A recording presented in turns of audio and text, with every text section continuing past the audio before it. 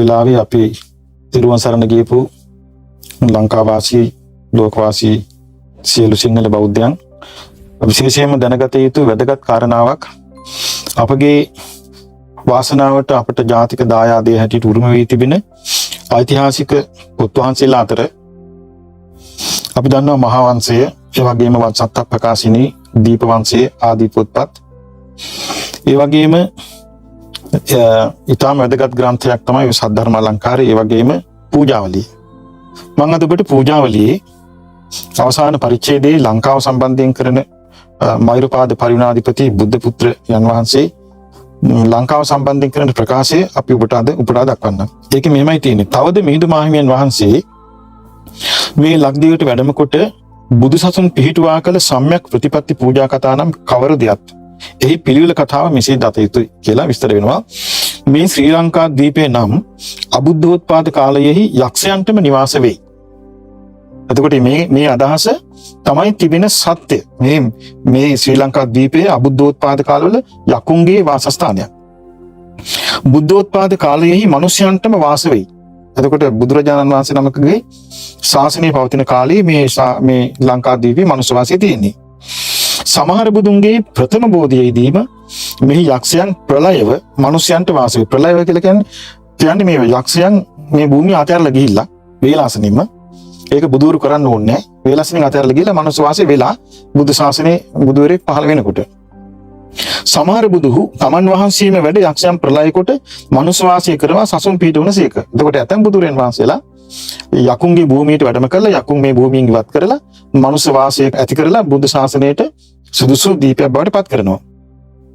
අනන්තා පරයන්තු බුදුන්ගේ බෝධිවල දක්ෂිණ ශාඛා ධර්ම ධාතු ශාසන ප්‍රතිෂ්ඨිත වනු ඒකාන්තයෙන්. ඒ කියන්නේ සියලු බුදුරයන් වහන්සේලාගේ දකුණු බෝධින් වහන්සේ උන්වහන්සේලාගේ ශ්‍රී සද්ධර්මයයි ඒ වගේම ධාතුන් වහන්සේලා වැඩ සිටීමයි මේ සියල්ල ඒකාන්තයෙන් මේ ලංකාද්වීපයේ බුදුන්ගේම තුනුරුවන් පිරු භාණ්ඩාගාරයක් වෙන්නේ. එතකොට ලංකාව බුද්ධ ධම්ම සංඝ කියන ත්‍රිවිධ රත්නයෙන් පිරීගිය භාණ්ඩාගාරයක් වාගේ.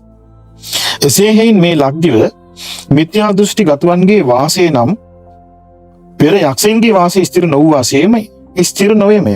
ඒ කියන්නේ වරින් වර මේ ලංකාද්වීපයේ යක්ෂාදි ගෘහිත වුණත් ඒක බුදුන්ගේ කාලවලදී බුදුරයන් වහන්සේලාගේ කාලවලදී මේක ස්ථිර එකක් නෙමෙයි. යකුන් ගිහිල්ලා මනුස්සයන්ට වාසය වෙනවා.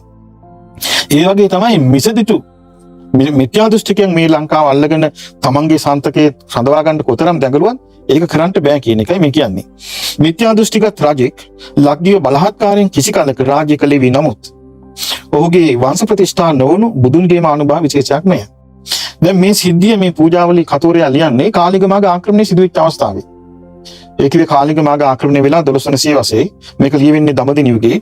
ඒතකොට 12 වන සියවසේ කාලිගමාග ආක්‍රමණය වෙලා සමස්ත අනුරාධපුර පොළොන්නරු සියලුම රාජධානී වනසලා චෛත්‍ය වනසලා සිංහලයන් ලක්ෂ ගණනින් විනාශ කරලා ඊළඟට සිංහලයෝ මිසිදිටු ගන්නවලා නැකත් කේන්දරවල සමාදන් කරවලා ඊළඟට දෙමළ අවුරුදු උත්සවයේ තමන්ගේ අවුරුදු උත්සව බලින් සමාදන් කරවලා මේ සියල්ල කරපු කාල පරිච්ඡේදය තමයි මේක ලියන්නේ. එතකොට මේක කියන්නේ මේ මිසදිටුගත් මිත්‍යා දෘෂ්ටිගත රජෙක් ලක්දිව බලහත්කාරයෙන් කිසි කලක රාජ්‍ය කළේ වී නමුත් ඔහුගේ වංශ ප්‍රතිෂ්ඨා නොවුණු බුදුන්ගේ ආනුභාව විශේෂයක් මෙය. එහෙනම් බුද්ධානුභාවයෙන් තමයි ඒවා අස්ථාවරවත් වෙන්නේ. ඒවා නැති වෙලා යන බුද්ධානුභාවයෙන්.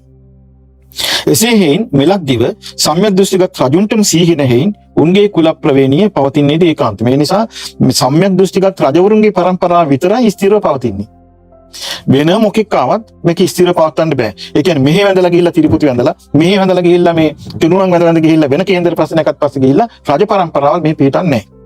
මේ කියන්නේ ඒකයි එසේ හේයින් මෙලක් දිව සම්‍යක් දෘෂ්ටිගත කියන්නේ මේ දිවි පුදා මනාකොට තෙරුවන් සරණේ පිහිටපු මේ උඩින් එක යටින් එකයි නෙමෙයි. දිවි පුදා මනාකොට තෙරුවන් සරණ පිහිටපු රජුන්ටම සීහින හේයින් ඒ රජවරුන්ට පමණයි සීනෙන් උන්ගේ කුල ප්‍රවේණිය පවතින්නේ ඒකාන්තම. මේ රජවරුන්ගේ කුල පරම්පරාව හරි විදිහට පවතිනවා.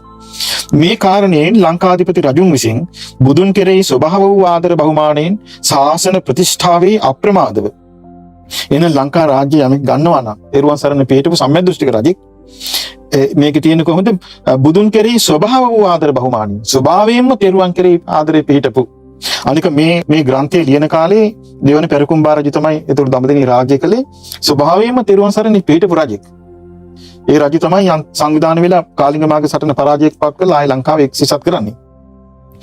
පවතින ඒකාන්තමය මේ කාරණේ ලංකාධිපති රජුන් විසින් බුදුන් කෙරේ ස්වභාව ආදර බහුමානින් ස්වභාව ආදර බහුමානින් කියන්නේ මේ ජනයා රවට්ටන්ට එහෙම නැත්නම් සංඝයාව මේ මුලා කරලා අන්දන්ට එහෙම නෙමෙයි.